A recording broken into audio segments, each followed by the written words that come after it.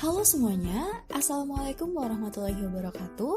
Perkenalkan, kami dari kelompok 1 pada mata kuliah Global Value Chain, kelas konsentrasi Diplomasi Perdagangan, jurusan Hubungan Internasional, Fakultas Ilmu Sosial dan Ilmu Politik, Universitas Sriwijaya, angkatan tahun 2018. Pada kesempatan kali ini, kami akan memaparkan hasil penelitian kami mengenai analisis proses rantai nilai global ikan tuna di Provinsi Maluku.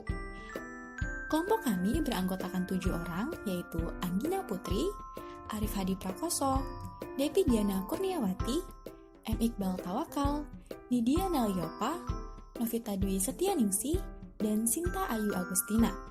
Baiklah, selamat menyaksikan.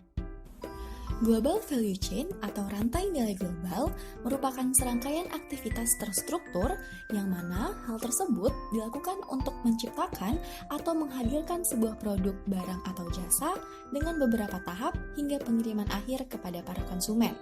Dalam rantai nilai global, setiap negara memerankan perannya masing-masing sejalan dengan kapasitas dan kemampuan negara tersebut dalam memanajemen dan menambah nilai guna dari suatu produk, contohnya yang dilakukan oleh Indonesia. Menurut FAO atau Food and Agricultural Organizations, Indonesia merupakan negara dengan tingkat produksi ikan tuna terbesar di dunia. Pada tahun 2017, produksi ikan tuna Indonesia mencapai 1,3 juta ton dan memberikan keuntungan sebesar 569,99 juta USD. Namun, di balik melimpahnya hasil ikan tuna di Maluku, terdapat beberapa permasalahan yang seharusnya menjadi perhatian pemerintah. Permasalahan yang pertama adalah mengenai manajemen rantai pasok, kemudian mengenai sistem operasional yang masih mengacu pada kondisi alam, kemudian selanjutnya mengenai integrasi pasar yang belum sepenuhnya saling terkait, dan juga sistem transportasi yang belum memadai.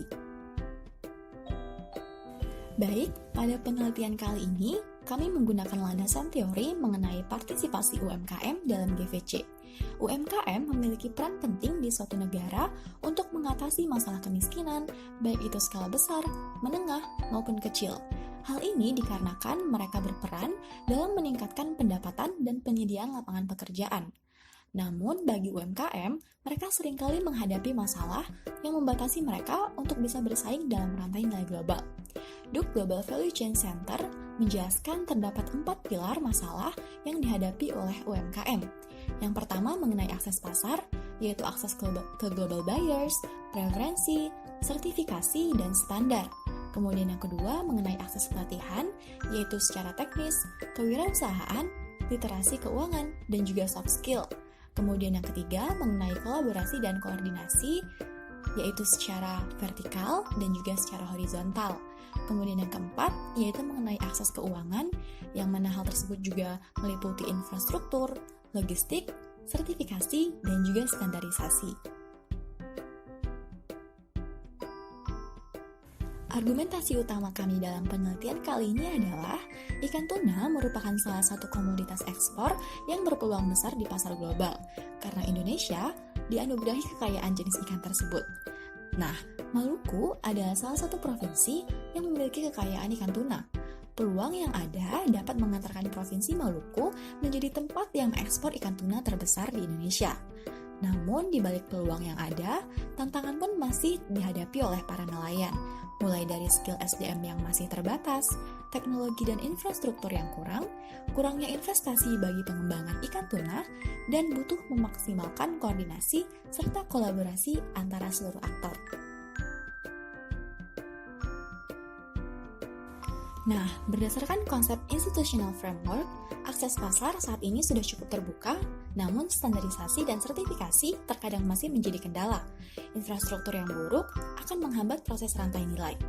Pelatihan pelaku industri ikan tuna di Maluku sudah dilaksanakan, tetapi masih minim. Value added untuk produksi tuna di Maluku juga masih belum optimal. Namun, Maluku memiliki potensi ikan tuna yang besar yang akan dipasarkan ke pasar global dan domestik. Permintaan tuna di pasar yang tinggi mengakibatkan harga tuna pun melambung tinggi. Namun, tantangan yang ada adalah mengenai SDM, pembangunan infrastruktur, keamanan dari illegal fishing oleh kapal asing, serta program investasi di Provinsi Maluku tersebut. Oleh karena itu, kita harus bisa memaksimalkan peluang dan tantangan yang ada, dikarenakan Indonesia mempunyai posisi paling utama dalam rantai nilai global industri tuna. Berdasarkan data FAO, tahun 2016, Indonesia berhasil memasok sebesar 16% dari total produksi dunia. Dan pada tahun 2017, Indonesia menjadi eksportir tuna terbesar ke-6 di dunia, dengan volume ekspor sebesar 167.695 ton.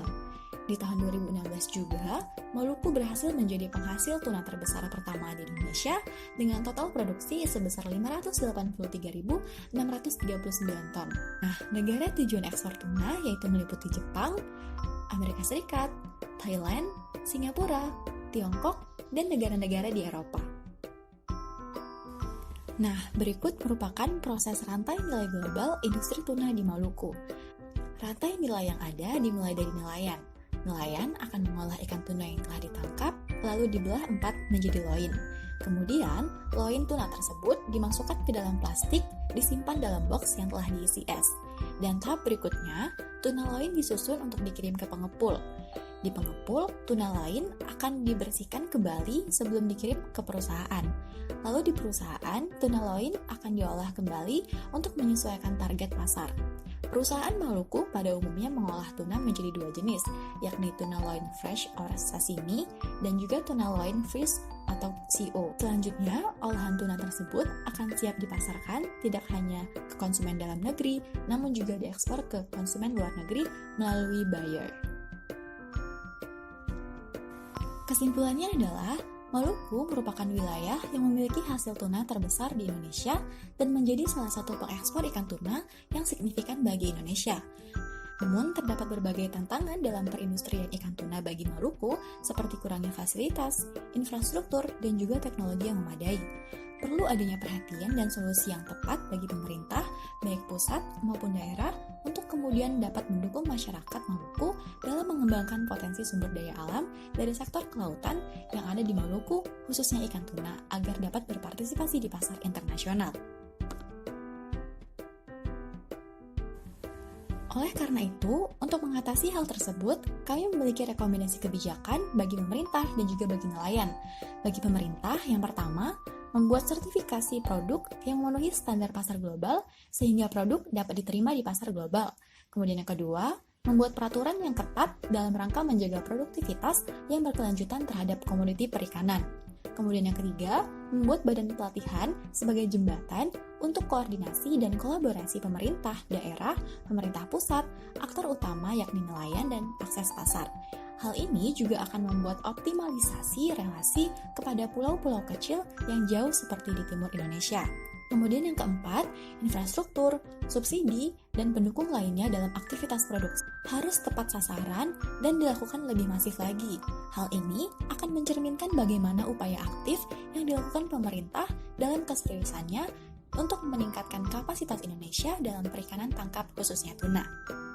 Kemudian bagi nelayan, yang pertama, mengikuti pelatihan dan koordinasi untuk meningkatkan kapasitas nelayan dalam melaksanakan praktik penangkapan ikan yang bertanggung jawab dan profesional, tentunya untuk menjaga ekosistem dan produksi.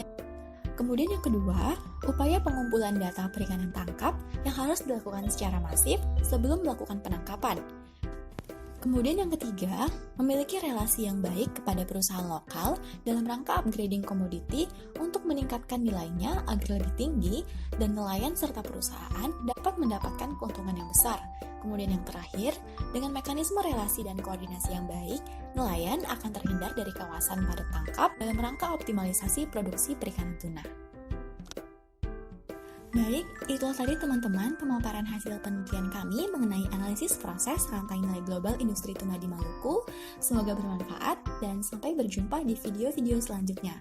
Jangan lupa makan ikan. Assalamualaikum warahmatullahi wabarakatuh.